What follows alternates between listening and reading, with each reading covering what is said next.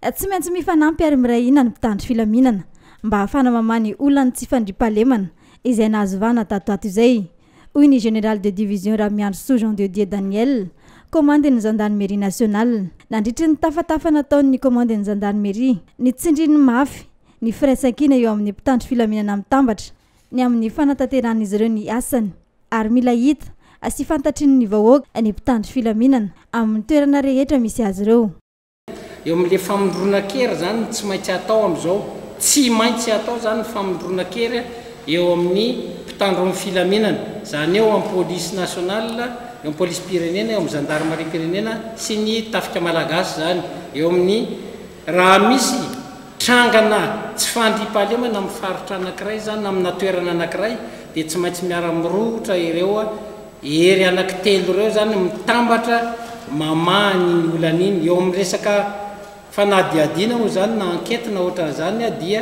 na ny police nationale no maharay an'ilay enquête voalohany na ny gendarmerie nationale no maharay ny enquête voalohany dia tsy maintsy mifanampy manomboka zao zany mifanampy efa nisy moa izy fa tsy ampy fa atao mihitsy izy am'izao tsy maintsy mifanampy mba hahafahana zany mamany olana io am'izao fotoana zao, satria misy lay teny ataontsika hoe gestion axée sur les résultats, tsy maintsy misy résultat foana zany zavatra atao fa tsisy zany hoe tsisy résultat zany, tsy maintsy asiana visibilité, tsy maintsy ho hitan'ny olona zany mba afatana hoe misy mpitandro amin'ny filaminana ny toerana rehetrarehetra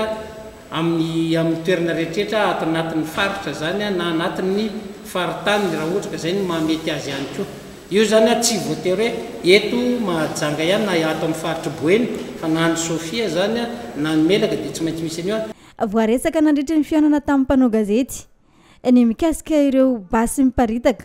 sy tsy hita ireny, nilaza ny tompon'andraikitra fa tsy maintsy misy ny fanadiadiana atao mikasika izany. Fanadiadiana tratra sy ny karaha io zany dia tsy maintsy misy fanadiadiana atao zany hoe aiza ny avy aiza ty basy ity.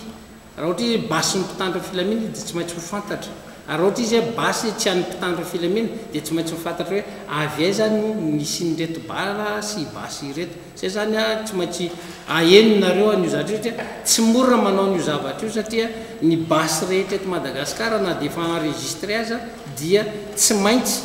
fatarina daholo hoe avy any amin'ny corps aiza izy io, avy any amin'ny toerana aiza hoe mpitandro filaminana avy aiza no namoaka an'io basy io. Zay zany mivondrona ny ery mpitandro filaminana fitsaram-bahoaka nazovana teto Madagasikara. Inona mba hoe izay indrindra no antony vondronanay amin'izao fotoana zao, tsy misaratsaraka intsony zany amin'izao fotoana na inona atao na inona atao satria zay ny fantatra zany fa entina hiadiana amin'izany hoe anisany zany anisany hiadiana amin'izany hoe fitsaram-bahoaka zany. Araka izany dia tonga teto Mahajanga omaly ny commandant ny gendarmerie nationale, ny talier général amin'ny police pirenena sy ny solitena avy amin'ny Semgam. Ny alohan'ny fandraisana ny mpanao gazety nataon'ireo manam-pahefana ireo dia nisy ny fitsidiana ara-pomba-panajana atao amin'ny bureau ny préfet ny Mahajanga.